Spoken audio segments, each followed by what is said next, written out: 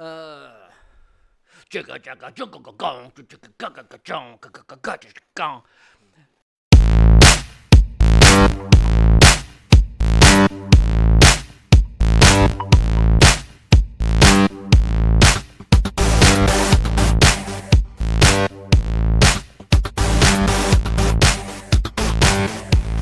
Hey there, welcome to MMA. I forget the name of the show. MMA Embedded, MMA Engaged, MMA Engaged. Hello. Hello, and welcome to MMA Engaged. I'm David Gorns. With me, as always, is Aaron Wills, where we talk about MMA, boxing, and all things getting punched in the face. Before we get started today, we would like to thank thank our sponsors, Minimum Wage. Minimum Wage, would you rather eat or have a place to sleep? Minimum Wage. So we're going to talk about the 3 fights coming up this weekend. We have 3 title defenses. It should be a pretty crazy weekend.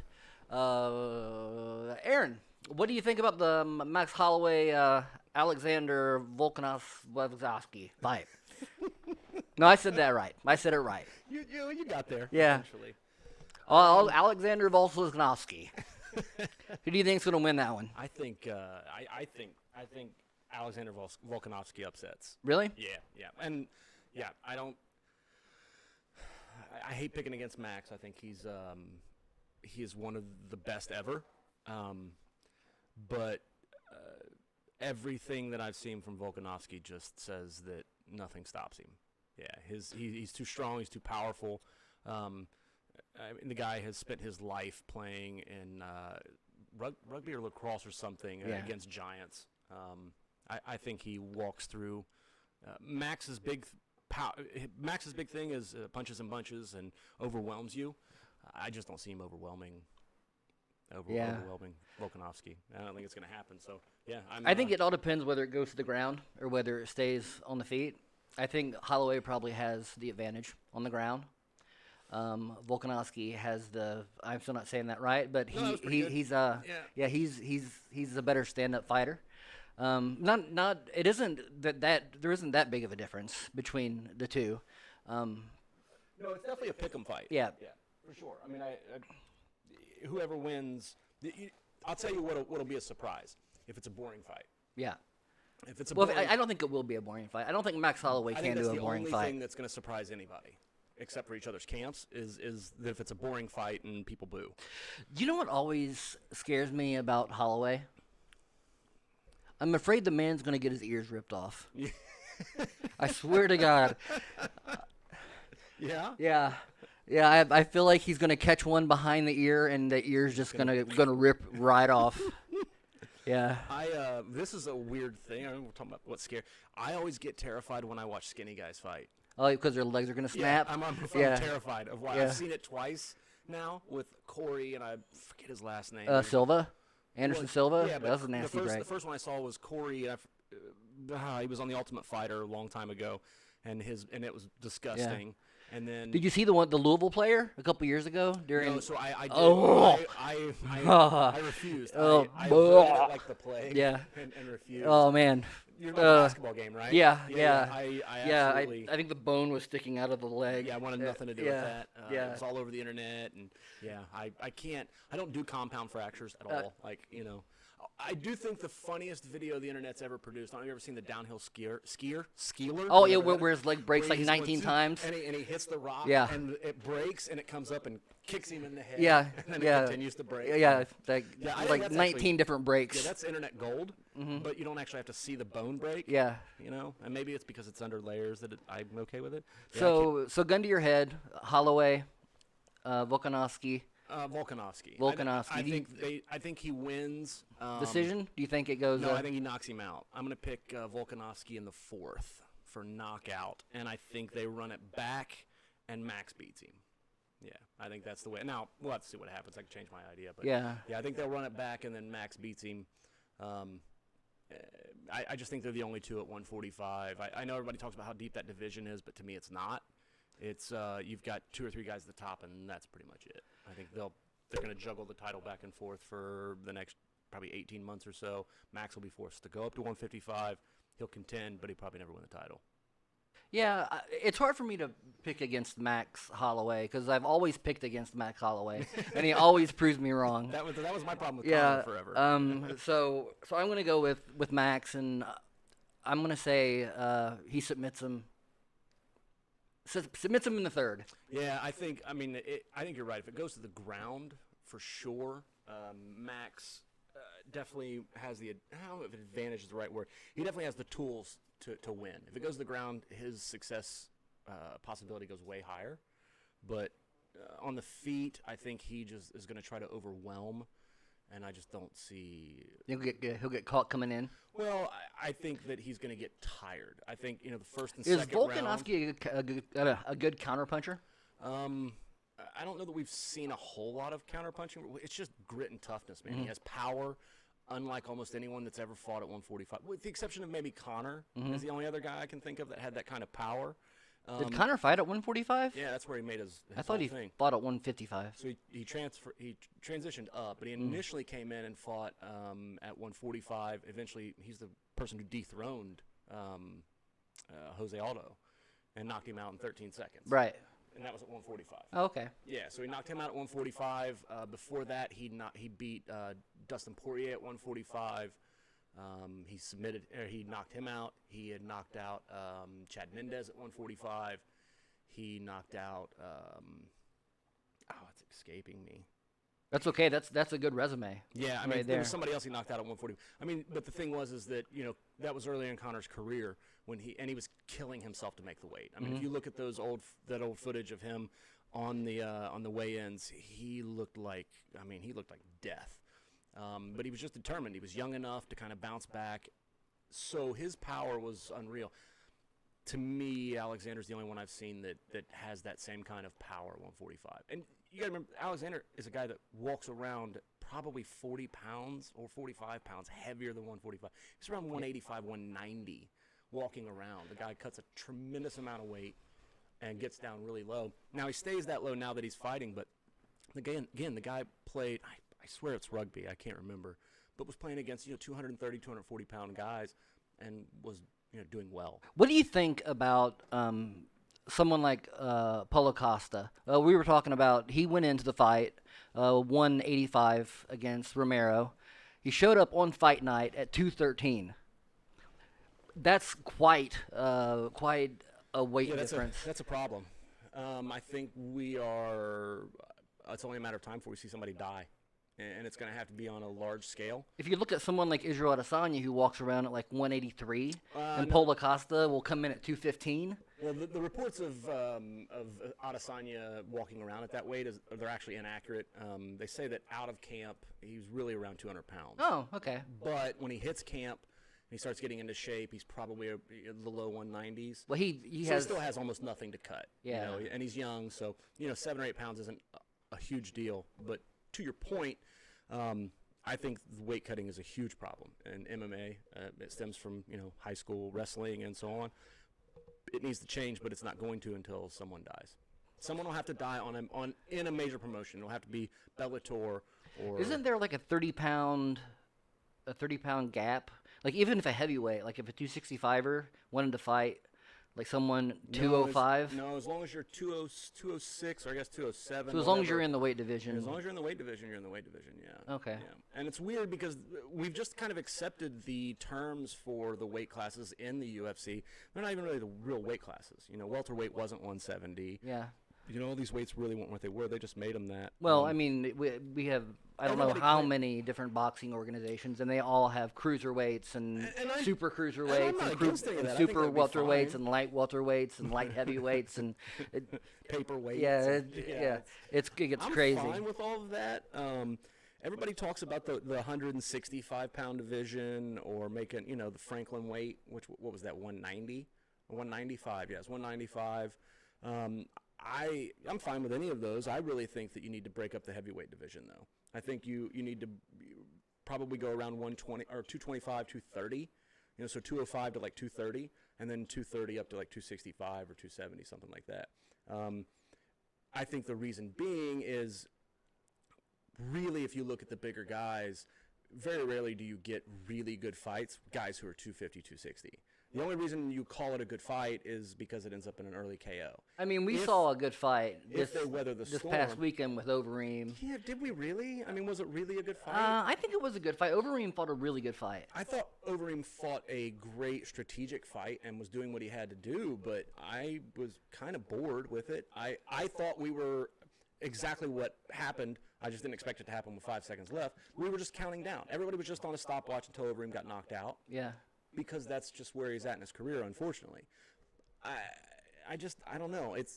There's a few guys that are up in that upper echelon of the heavyweight division as far as weight, and that are exciting or fun to watch. But most of the exciting heavyweight fights are 235, 240 pounds and lower. You know, Stipe is 235, 240. DC's fighting between 230 and 240. Any of those guys. What did you think of that stoppage? I've heard a lot online of it shouldn't have been stopped. It should have been stopped. I'm of the mind that it should have definitely been stopped. Overeem and Rozenstruik. Right. Overeem's hand was on the ground. His head was straight up. And if Rozenstruik wanted to plow into his face, he could have. I thought that showed great sportsmanship. And I usually don't take this approach, but I that's one of those fights that I think you have to look at it like a real fight in a back alley.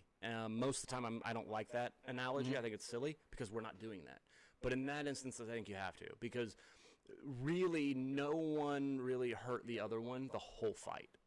Alistair absolutely put in a great game plan, executed it masterfully, and shut down a guy that everybody was calling the next great thing soon. You know, he's on his way. And Alistair showed how to shut him down, and that guy has a ton of work to do. But when you get crushed in the face and your face gets split open, your and mouth, you sit on your ass, right, and your palms hit the ground, and his head was against the cage. There was nowhere for his head to go if you were to get punched.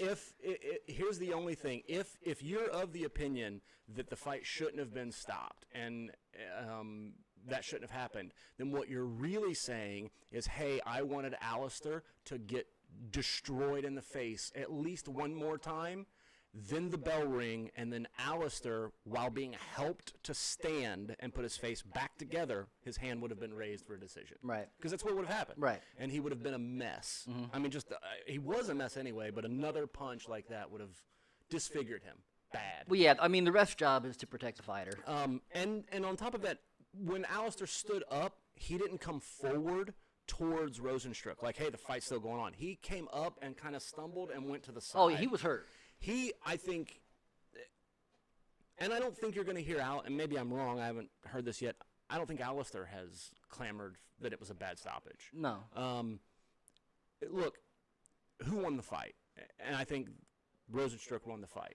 I think that Alistair had a great game plan. I don't think he's done. I think we'll see him fight again.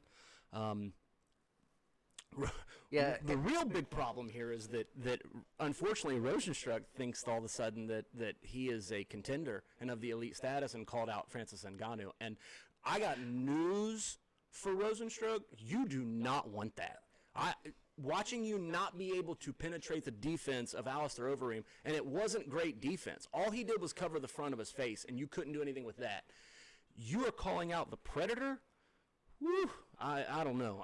If you're talking heavyweights, that man is the prime example of probably what you want a heavyweight to be. Yeah, someone who's like 270 and maybe cut 5 pounds. Yeah, he's a monster. You know, I think your all-time, not all-time, but at least UFC recent decade and a half matchups are Alistair Overeem straight off the horse meat, right when he came into the UFC, before USADA got involved, when he was just yoked at 265 and cutting to that. And I would like to see that Alistair versus Francis Ngannou. Alistair had an iron chin at that time still. I mean, I think he'd had one knockout in like 10 years. Yeah, man, he was a monster of a human. That's when he came in and destroyed Brock. Yeah. Then just waded through Brock through that crazy knee and kick. So those are the two I'd like to see fight. Ngannou's probably going to rip someone's head off sometime soon. But, man, I don't know. Yep. Rozenstruik has some work to do. Is it Rozenstruik or Rozenstrike? It's whatever we say. Yeah, okay. All right, I'll say Rozenstrike, you say Rozenstruik. One of us will get it right. Who's right? Who's right? Let us know. Yeah, somebody in the comments let us know how you say that. I think it's Rozenstrike. I think that's what I've heard. Strike. I've heard Rozenstruik, and I don't know. I don't know either. I think so if you think of the heavyweight division, and let's include Daniel Cormier because he's not retired yet. Who are the people that beat Rozenstruik right now? Nobody. That can beat Rozenstruik? Oh, but that could beat him. Yeah, I thought you said that him. has beat him. No, that could beat him. Stipe beats him with ease. Handily beats him. I mean, he has a puncher's chance. Nah, man, Stipe can walk through almost anything. I think Stipe beats him easily with his wrestling and his takedown. Look, if Stipe can avoid Ngannou's offense, because he did. He took him 5 rounds and won a decision. If he can go that with Ngannou, he can definitely avoid Rozenstruik, and he's going to destroy him. Daniel Cormier destroys Rozenstruik. Well, I mean, we now. definitely saw a hole in Rozenstruik's game when he was on the ground. Yeah, I mean, hole isn't even the word. Yeah. I think complete lack of ground game. Yeah. Complete. I mean. Yeah, Alistair was just beating him up. Now, given Alistair is a decorated, he's a high-level black belt in Brazilian Jiu-Jitsu. Way back to his Pride days when he fought at 205, he's been on the ground with the elite of the elite. But he hasn't done that in a long, long time, and and he really wasn't showing anything that advanced on the ground. He was taking him down. He's a big guy, but he was taking him down and just kind of holding him in half guard. And there was some pretty good ground and pound. Yeah, but I'm saying he just held him in half guard. Rozenstruik made no attempts to. Yeah, but he couldn't do. He can get out of it though. To bring his. Yeah, that's my problem. Is that it was not novice level, but if Alistair Overeem can take you down and hold you in that position, Daniel Cormier will dominate you on the ground. And Stipe will dominate you on the ground. Even guys to go as far as saying like, why can't I think of his name? One of the best heavyweight jiu-jitsu players ever. Anyway, there's multiple heavyweights that can absolutely that can take him and beat him. So he's not anywhere close. You're calling out Ngannou. I would rather see him fight like a JDS. Yeah. I think that makes more sense. I would love to see him and JDS box for 3 rounds till one of them knocks their heads off. I'd like to see him or Derek. What's his name? Lewis. Yeah, Derek Lewis. I'd love to see that. That would be an amazing fight. Rozenstruik and Derek Lewis would be great. That'd be awesome to watch. Yeah, that'd be a good fight. Yeah, that'd be fun, man. And you know what? Derek Lewis might try and take you down here and there, but Derek Lewis' game isn't that advanced on the ground, so you should be able to learn something and get up from that. Mostly, you guys are going to bang. Right. That'd be a great fight at heavyweight. Stop calling out the top of the top because you're going to get your head knocked off, and you're going to have to go back and fight a bunch of, Taya Tiabasas. Yeah. So, but where does that leave Ngannou now, without an opponent? So I hate to buy into the whole Tyson Fury shit coming over at MMA, but so far everything Tyson Fury has said he's done. He says he's coming over. If I ran with that for a second, I'd like to see that fight. I think it'd be fun. You're talking about him and Stipe? No, him and Ngannou. I'd like to see Ngannou. Oh, I thought he was training for Stipe. No, I'd like to see Fury and Ngannou just because. I'm just wishful thinking, whatever. It's Christmas time. If you want a gift, there it is. Really, though, I think Ngannou waits. The problem with waiting is now they're talking. DC just said the other day that he's looking at summer before him and Stipe fight, which is crazy to me. I think that seems like a long way off, especially when DC wanted to retire a year ago. Well, and especially if you want to do 3 fights in that year. Well, but DC doesn't. This is his last. No, I'm talking about Ngannou. Well, yeah, but Ngannou. He's still young enough where he wants to make money, I would imagine. But who's he going to fight? Yeah, that was my question to you. Where's his opponent? I think you, in his position, you wait to see what happens. But waiting to see what happens is the wrong answer too, because it's going to be so long. I don't know that there's anyone. I guess go beat up Rozenstruik. Yeah. Accept his challenge, bring him in, and practice. Yeah. Maybe practice your top game because, Ngannou doesn't really necessarily have a ground game. So maybe that's what you do. To strike fear in any other heavyweight that might possibly call you out. Because that's really all Rozenstruik's doing. He's just trying to get a name. Nobody calls out Francis Ngannou. Nobody wants to fight him. Right. So maybe that's what you do. You take him on, but instead of coming out and knocking his head off like you did Alistair, you actually come out and take him down and beat him up on the ground. That way people are like, oh, shit, we can't even take him down now. Yeah. You know, I mean, that's basically what Israel Adesanya's done. You know, initially everybody's like, oh, this guy has no ground game. The next fight, well, he looked better, but he still got taken down. The next fight, he got taken down, popped right up, and then started stuffing. And then the last fight, couldn't take him down. So maybe Ngannou implements that same thing. Nobody's going to call out Adesanya thinking they can take him down and beat him now because it's just not a reality. Maybe Ngannou does the same thing. To go fight Rozenstruik just to shut him up and to show him that he's not elite level, but take him down and beat the shit out of him. That way nobody else thinks that ahead of time. Second championship fight. Sorry. Yeah, this Saturday. We have the Lioness Nunes fighting Duraname. Where do you see that going? This is, to me, one of the easiest fights in a really long time to call. You think Nunes all the way? Yeah, first round knockout? I don't know about first round knockout. Duraname is really tough. Yeah. I mean, she is very, very tough. She absolutely has will. She's strong. She can take a punch. I think Nunes submitted her last time they fought. But Duraname is known for being able to stand up and bang. Fine. So you're known to stand up and bang. That just means that it's, you're going to stand up and bang. You're going to stand up and get punched. You're going to stand up and bang until you get beat. And Yeah. Nunes is, without a doubt, there is no argument anywhere, she is the baddest woman on the planet. I think she might be the best fighter in the UFC. I mean, it's hard to do that if we're just comparing. Of course, you have to talk Jon Jones and. If we're just saying what they've done, Yeah. Like career versus career, there's a good argument there for sure. I mean, she has beaten the who's who, and she's beaten a few of them a couple of times. I think Holly Holm prepared well, and Buster Douglas, her fight with Ronda Rousey. Mm-hmm. Ronda just had a terrible game plan. Well, she had a terrible game plan. She'd had a terrible few months in a camp, and Edmund Tarverdyan was just whatever. We all know that story. It was just a perfect storm for Holly Holm. And if it wouldn't have been Holly Holm, it would have been Amanda Nunes. And then Amanda Nunes comes in and shows everybody what real dominance looks like in the women's division. And then Ronda comes back and just as icing on the cake was like, well, let me show you what I think of this, and destroyed her. And she's continued to destroy everyone in her path. Right. The only hope that anyone would have for what I would consider a competitive fight would be the bullet.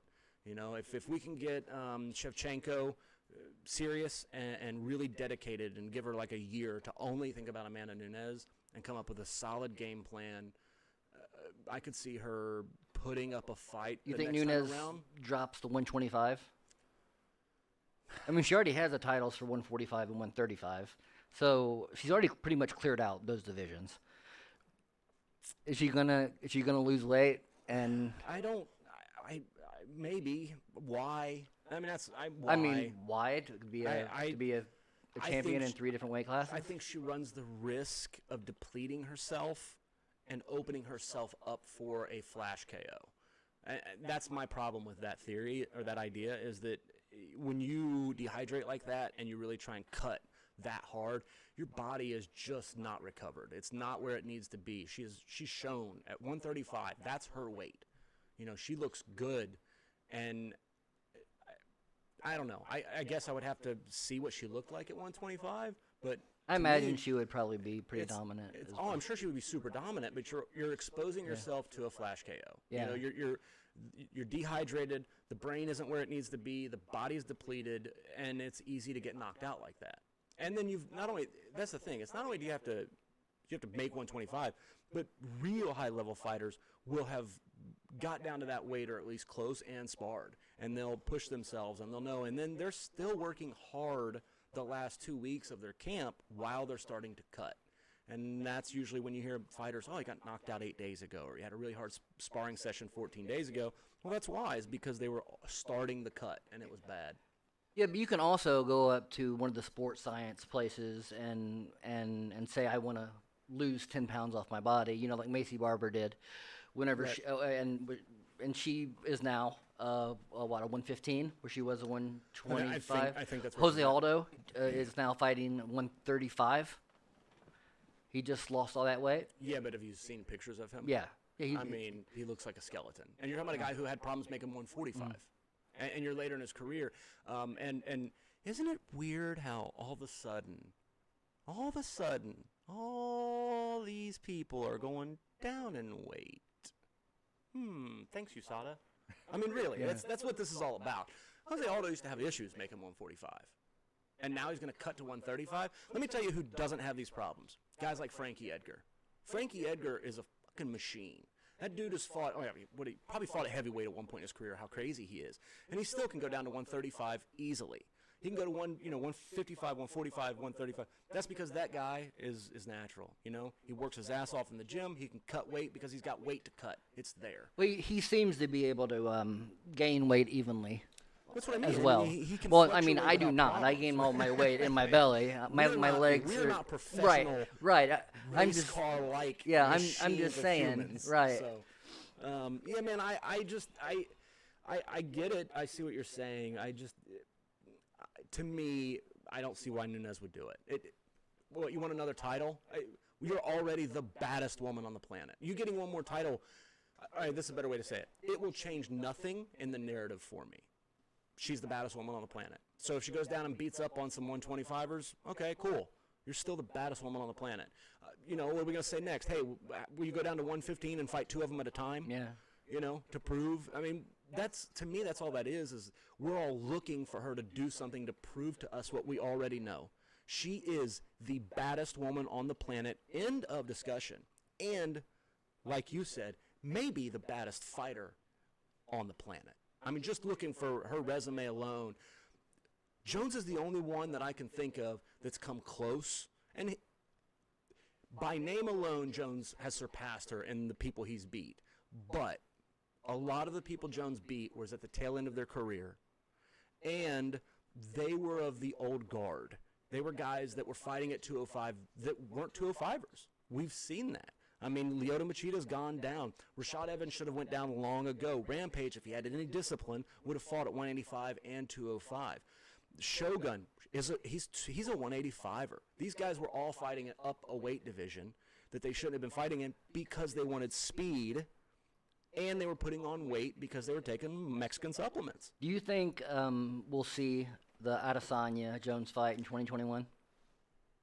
I mean, okay, so if the stars align, yes. I mean, both of them have some hurdles. I actually don't think the Jones-Reyes fight is as, clear-cut as everybody thinks. And I am very concerned with Adesanya keeping his title versus Romero. Yeah, that's going to be a scary fight. That's a that hell of a fight. dude's made out of granite. Yeah, that's a hell of a fight. And I know I just gave this whole spiel earlier about Adesanya and his takedown defense, but you weren't taking on that thing. So I don't know. But if he can get past him, and then he's got one or two other hurdles at 185, in my opinion, and then Jones can get past Reyes and potentially one more fight after that, I would assume towards the middle of the summer, late summer, early fall. Yeah, man, I would love to see it. But I'm going to put on my, what was Johnny Carson's little fake? The genie, whatever that was. I'm going to put that hat on for a second and tell everybody what happens. Jones beats the fuck out of him. Sorry, I don't like Jon Jones. I'm not a fan in any way at all. That is the scariest, baddest dude on the planet. Everything about him, man, the dude was doing coke and went in and had his hard fight with Alexander Gustafsson. And if you take Jon Jones and Daniel Cormier out of the UFC for the last 5 or 10 years, Alexander Gustafsson might be the baddest man on the planet. I mean, he really might have been. He was on a tear. And then Jon Jones came back in and said, okay, you know what? I'm going to put all this to rest. I'm actually going to try this time and hit a camp, and fucking destroyed Gus. And something that helped Jon Jones that I don't hear a lot of people hookers. talk about? Cocaine? Well, yes and yes. Running over old ladies. No. Pregnant chicks getting in his way when he's driving. No, having two older brothers who were also elite athletes. Monsters. Yeah. Monsters. Like I mean, I had brothers I that have an beat older me up brother too, all the time. Oh, yeah, beat so the I shit out of me. imagine that he was fighting his two NFL brothers constantly. All the time. Yeah. I mean, he's even said, like, nobody beats my ass like, whatever his brother's names are. I forget. Yeah. I know them, but I forget their names right now. Yeah, man. I love Israel Adesanya. He's probably my favorite fighter. But Jon Jones is the truth. If there's ever been I think we're going to look back 15, 20 years from now and be like, damn, man, we should have paid more attention. We should have given the guy the accolades he deserved. I'm sure he's been on the Mexican supplements. I'm sure that he's done all the horrible things everybody has said. I don't care. Yeah. I really don't. I have a very weird approach to the whole steroids and all that shit. That man is, again, the only reason that's even a discussion on whether or not he's the pound-for-pound great is because of what I said earlier. The people he fought, the real MMA people, know that those guys were really kind of on their way out.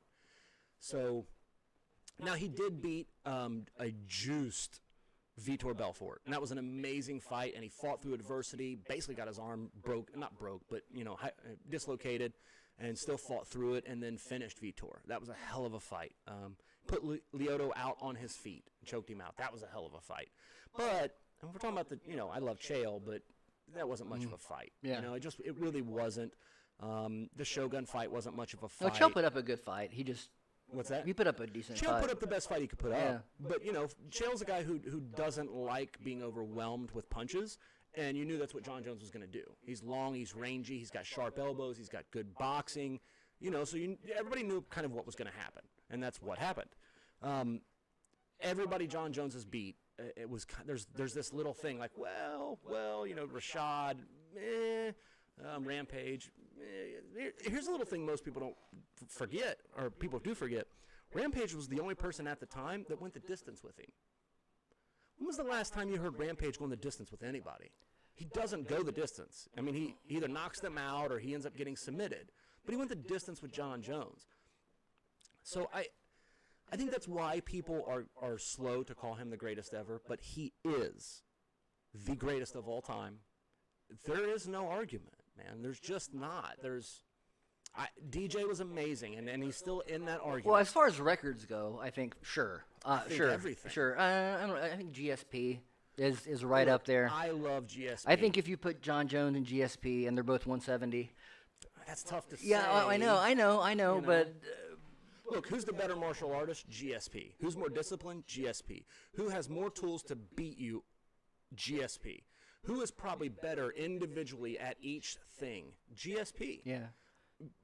His resume is amazing. GSP fought, 3 different versions of 170. He fought the old guard, he beat them, then he fought his generation, and then he fought the new up-and-comers in your Carlos Condits and your Johnny Hendricks, and basically retired them for the most part. You never really heard much more from Johnny Hendricks after that. Carlos Condit was just a year or two away from basically being done as well. I'm not taking anything away from GSP. He is number 2, and it might even be 1B. But Jon Jones has dominated. I would say definitely 205. Yeah. Everyone that he has fought. There has been now. What's the guy he just fought? Thiago Santos. Mm-hmm. Hell of a fight. Great. I wish that could have been different. Maybe he can challenge for it. I don't know. But right now, man, Jon Jones is just—he's the best. He is the best. And I love Anderson. I love GSP. I come from that era. That's when I first started getting into it. I love those guys. GSP is the consummate. He's the definition of mixed martial artist, and he absolutely set himself apart for everyone. Silva was like a ninja in there. GSP did something that no one else has been able to do, and that is be a nice guy, be humble, don't talk shit, and sell out arenas. One of the highest selling fighters of all time. He sold out everywhere. Everybody wanted to see him. Everybody wanted to be, and he didn't talk shit. He didn't come after you. He was humble. He was a martial artist to his core.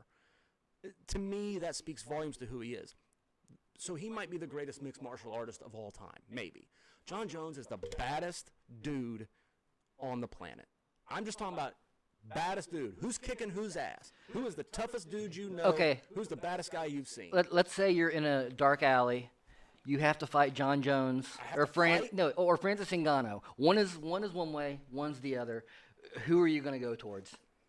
I think I would go towards Jon Jones. I don't.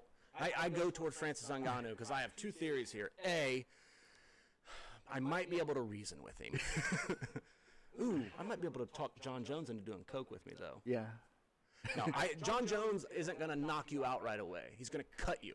You're going to split open from sharp elbows. And I think Jon Jones, despite the good boy that he tries to be, I think that dude's dark. And I think he's demented. And I think if he catches you in an alley, he's going to hurt you. He's going to torture you. I think Francis Ngannou is a pretty nice guy. Yeah. He's going to knock you out. Oh, he's just scary. He's going to knock you out and step over you and probably help you up and dust you off and take you to the hospital. Jon Jones will probably leave you there. He might even get some buddies and come back and beat you up again. Like, that's just who he is. So if I had to pick one to fight, I'm going to fight Ngannou. Plus, if I beat Ngannou, it's way more impressive than if I beat Jon Jones. I'm about Jon Jones' size. And I'm not Francis' size. So, okay. I'm fighting him. Okay, the third championship this Saturday. It's a crazy card. Usman Covington. Yeah, to me, this is the fight. I mean, I know we've got 3 title fights, but to me, this is, this is the Super Bowl. This is, I'm not going to say the best fight of the year, but look, man, strip away the Make America Great Again shit. Strip away all of the antics, everything that's gone on.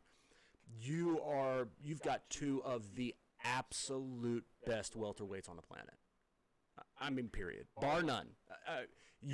How can you look at what Colby Covington has done over his last 3 or 4 fights and not realize that this guy is no joke? I mean, he is for real, for real. Look what he did to Robbie Lawler. I mean, come on, man. Look what he did to Rafael Dos Anjos. Rafael Dos Anjos is like the benchmark at any weight division he fights at.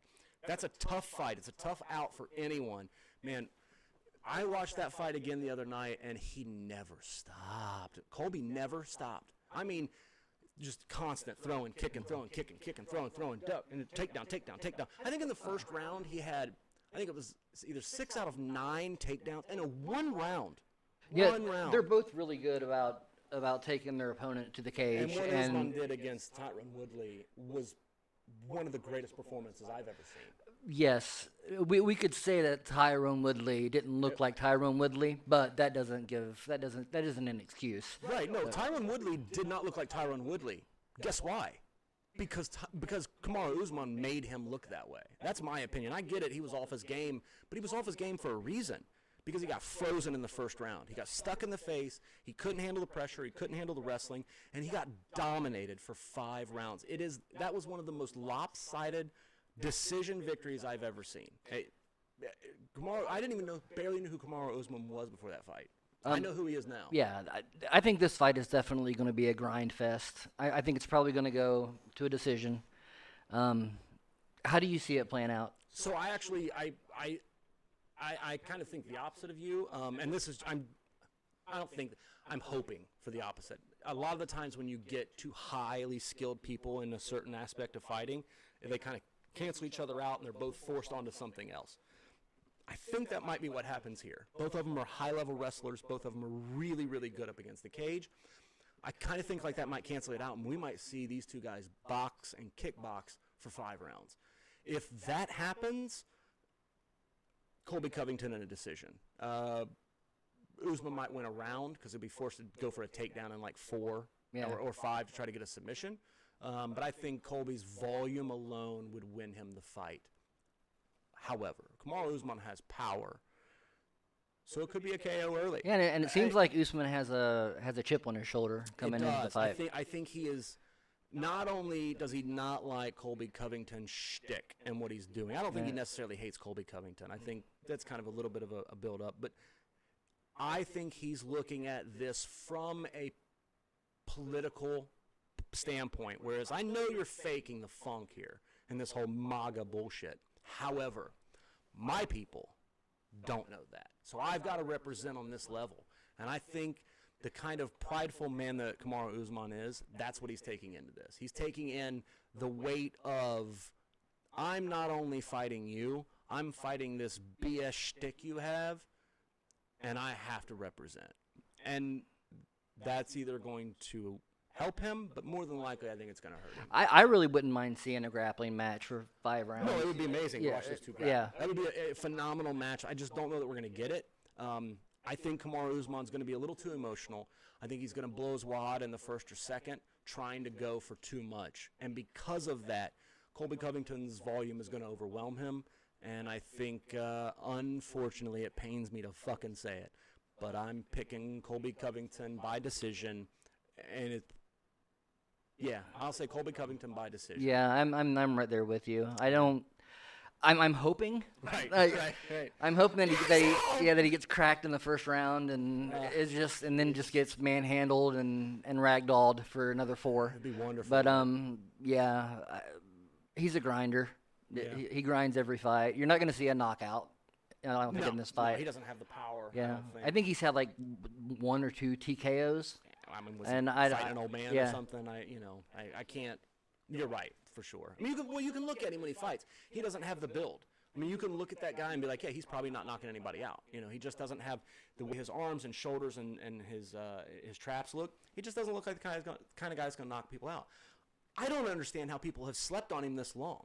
I feel like everybody that goes in to fight him just is like, oh, it's Colby Covington. And it's like, have you not watched? This man has dominated the last 4 or 5 fights he's had. I don't get it. I don't understand. As we wrap up, I just want to touch on 2 more things, just real quick. Yeah, man. So Conor and Cowboy is official. Give me just a little taste of what you think's going on. I don't want to go too deep into this. I believe it's going to be a great fight. It'll be a fun fight. I think it's what a lot of people have clamored for. I think. Be careful what you wish for, though, in this fight. I think a lot of people are, for whatever reason, sleeping on, and I want to make sure everybody hears this, the original bad motherfucker in MMA. I think he has been slighted from all the talk without mentioning his name of the BMF belt, and that is the originator of it.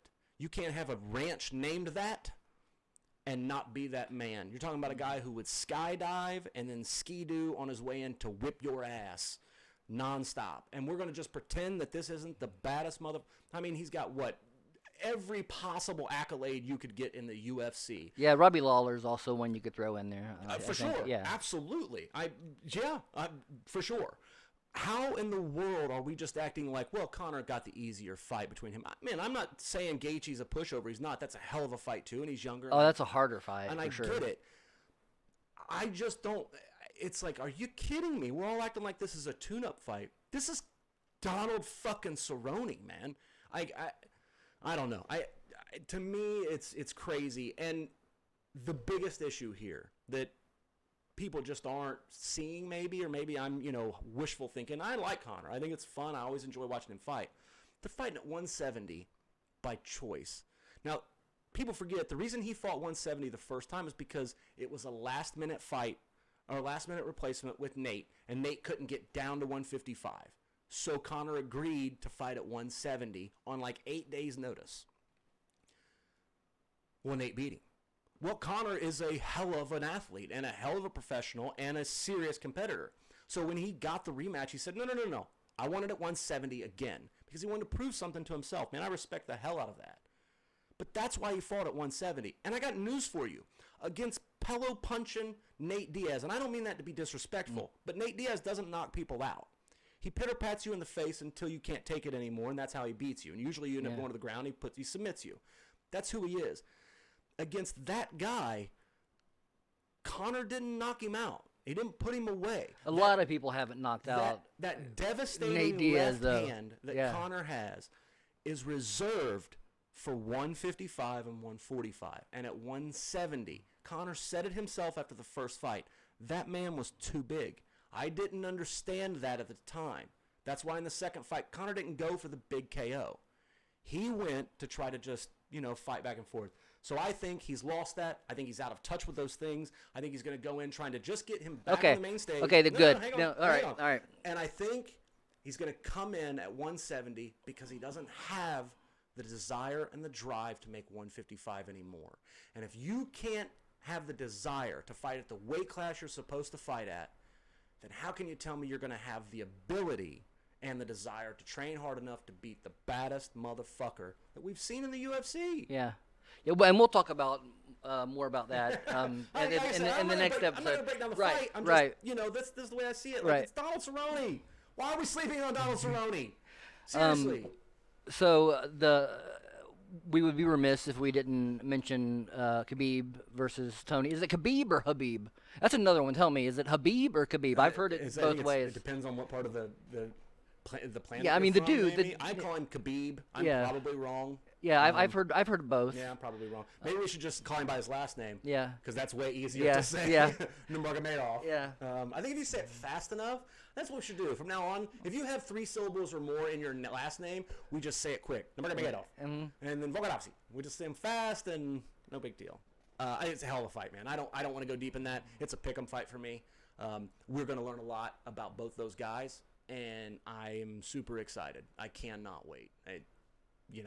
We'll break down the fight when we get closer and we'll get deep into it, but god damn, that's going to be awesome. Probably, I think his manager came out and said it, so I am only repeating. It might end up being one of the most important fights in UFC history. It really might be, for as many times they've tried to make it and everything that's gone on. Do you think it'll happen? And with the future of the division, and that's a big one too. Yeah. I think so too. I think we're at the point now that it has to. If it doesn't happen, if they don't fight now, I don't think they ever will. I'll even go a step further.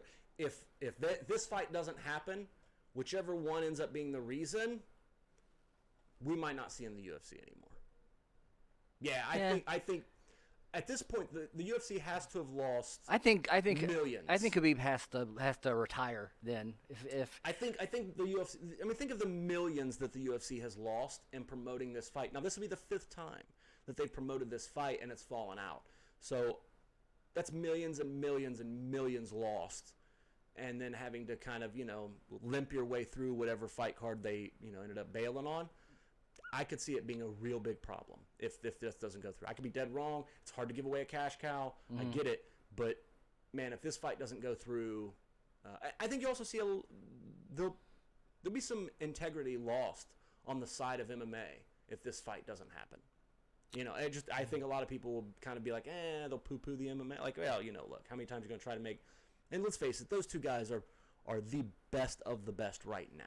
And to go back on what we talked about earlier, Khabib has a chance, and Tony has a chance to really enter that Amanda Nunes, Jon Jones kind of conversation. Well, I mean, if I don't. Well, we'll talk about it in our next show. I have some thoughts on that too. But let's kind of switch gears a little bit and talk about the boxing that happened. So did we not just come from maybe the weirdest fucking weekend of fighting, at least that I can remember, in the last decade or so? I mean, we've got people soccer kicking each other in the nuts all fight long. We've got one guy dancing around and running from another fat guy who didn't know that he was going to be in a championship fight and had no clue it was coming. And, and then one guy who dominated the shit out of someone for 24 minutes and 55 seconds before getting his face split open. Right. I mean, can you take anything of real substance away from the main fights of this weekend? I can't. I mean, do we know anything more about any of the people involved? Well, I think Joshua came back. He looked. He had a good game plan. It was kind of a boring fight. Right, but you don't know the things you needed to know about him because of Andy Ruiz's performance. If Andy Ruiz would have came in and looked awesome, and Joshua still did that, yeah, for sure. But it's hard to give Joshua the credit that he definitely deserves because Ruiz looked so shitty. Ruiz didn't just screw himself. He screwed everybody in what he did. And then, after the fight, to say the things I don't want to go into it, but we all know, we can all watch the clips. It was just an insult to combat fans everywhere. And I wanted to learn a lot about Joshua. I wanted to feel like Joshua came in and picked him apart and boxed him up or pushed hard and put him away early. Man, then you know what? Then I can listen to your talk about Fury or Wilder. But right now, are you kidding me? Dude, Joshua, do not fight Deontay Wilder. Don't. You get knocked the fuck out. That's not gonna happen for at least a year probably. I would say, saying, man, don't do it. Stay in England, make your goddamn money. Don't fight. And here's the other thing: if you want to be embarrassed for 12 rounds, sign up to fight Tyson Fury. Because I got news for you: that dude will box your ears in. Yeah. He is number 3 on the list, and he's going to stay 3. So where's his next fight going? Or Ortiz? I don't even know enough about boxing to name off a fourth and fifth fighter that deserves it. I can tell you where Anthony Ruiz is going. Maybe top 15, maybe. We'll probably see him again in an undercard. I hope not. I don't know. His first fight, he has good hands. He came in really overweight. He wasn't the same fighter. I don't know. I would like to see him fight one more time. I'm not saying I want to see him fight Joshua again. I could watch him fight for sure because it was so much fun watching him do what he did. But you lose credibility with me in those situations and those circumstances. It's not like you got flash KO'd. You didn't get picked apart by a guy who had an amazing game plan and you'd worked your ass off to get there. You spit in the face of all little guys everywhere. Little, but you did. You know, man. People dream of that. They dream of that. There are people all over the world working their asses off in different training camps and boxing rings and MMA and every other sport possible that would kill to get put in the position you were in and then win the way you won. And you could have shut up the naysayers. You could have spit in the face of all those people who said it was luck. And you couldn't even respect yourself enough to be disciplined for 6 months and come out and give it your best again. Instead, you came out overweight. You acknowledged that you've been partying instead of in training camp. You basically spit in the face of your trainer and said you've been training yourself. You lost a lot of respect from a lot of people, including me. And I'm just not interested. If you're on the undercard and I happen to flip on and you're there, sure. But outside of that, I got no interest in seeing that guy fight again. None. Zero. Yeah, and we also have news of Sorry. No. It bothered me. And real quick, even more than that, Anthony Joshua looked incredible. He really did. He had a masterful game plan. He looked sharp. He had snappy punches. He looked like he did exactly what you're supposed to do when you come off of an embarrassing loss like he did. He worked his butt off in the gym. And he held to the game plan, man. Even times when he would hit Ruiz and get him stunned or get him hurt a little bit, not hurt, but hurt a little bit, he didn't get crazy or wild and go after a finish. He stayed true to his game plan. He picked him apart from the outside, and he looked great. He looked like the number 3 fighter in the world. Absolutely. Yeah, I agree. And unfortunately, Ruiz took away from that. But as long as you were paying attention and looked at it, I thought Joshua looked incredible. And I think we need to talk about that more, and let's stop talking about Andy Ruiz because we're giving a guy credit and limelight that doesn't deserve it. Yeah. So that's kind of how I feel about it. Yeah. Wrapping up, we have Mayweather retiring and then not retiring and then retiring and then not retiring, and now I hear he's gonna fight Floyd motherfucking Mayweather. I hear he's gonna fight Pacquiao and then maybe. Yeah, I'm sure you've heard the same. You guys have heard the same thing. What do you think's happening there? I would love to know what you guys think. That's a good question. Like, who do you like? Let's assume that Mayweather comes back, and I think he said he was going to fight someone in boxing and someone in MMA. Right. So who do you like? Who do you want to see him fight? Well, I mean, who beats him? You think no, and I don't. You think he's smart enough to pick 2 fighters that he knows he beats? I don't think anyone that has boxing level. Yeah, let me ask you this: Do you pay for Mayweather Pacquiao if they fight again? Do you pay for it? No. I paid for it 10 years ago. Did you? Yeah. No, they didn't fight. Yeah. All right, a step further. Let's go this route. Mayweather Pacquiao. Now they won't do this because he's in bed with Dana, but let's just let's have some fun for a minute. Mayweather and Pacquiao gets booked again on the same night. They're running Masvidal Nick Diaz on a UFC pay-per-view. Which one do you watch? Diaz, Masvidal, right? Without even thinking. I don't care who the rest of the card is. Yeah, I'll catch the highlights of Pacquiao and Mayweather doing nothing. Yeah. It's not even close. And I think everybody's that way. Nobody cares about. We'll see if Nick even gets the fight. No. I'm not. I don't go down that road. Yeah, we'll talk about that later. I love Masvidal, but Jesus. I'm interested to know what other people think is going on with Mayweather. He's in bed with Dana in the UFC. He's definitely going to have a couple fights. Yeah. I think 3. He's fighting. I don't know. I know he said he wants to fight somebody out of MMA and he wants to fight somebody in boxing. I'm thinking it'll probably be Masvidal. That's my guess. That's probably a good guess. Yeah, but that's probably good. And here's the thing. it's going to be the same thing that Conor was. He's Yeah. going to beat the shit out of him. Come on, Yeah. man. Yeah, I mean, Masvidal, yeah, he can leap in. The problem with that is the weight. But just to throw this out there before we go, everybody thinks Masvidal was trying to talk about the 155 title, and he wasn't. His little thing that he put out didn't say I can make 155. He said I can make 154. That's boxing weight. That's not MMA weight. So I'm just saying, Masvidal's gone quiet. Mayweather's gone quiet. People have gone quiet. Usually when people go quiet, it means they've got fights that are lining up. Right. And they're getting ready to sign. So maybe they're fighting, maybe they're not. But him saying he can make 154 definitely made my ears perk up, but only for a minute, because at the end of the day, Mayweather will box his ears in. Yeah. Yeah. Well, Anything thank else, you. man? Yeah, No, I think we're good, thanks man. thanks for sitting down and talking with No me. problem, man. I think we're going to try to do this pretty often, right? Right. Again, thank you all for sticking around and watching. If you did, again, this is MMA Engaged. I'm David Gorns. This is Aaron Wills, and until next time, keep your hands up. See ya.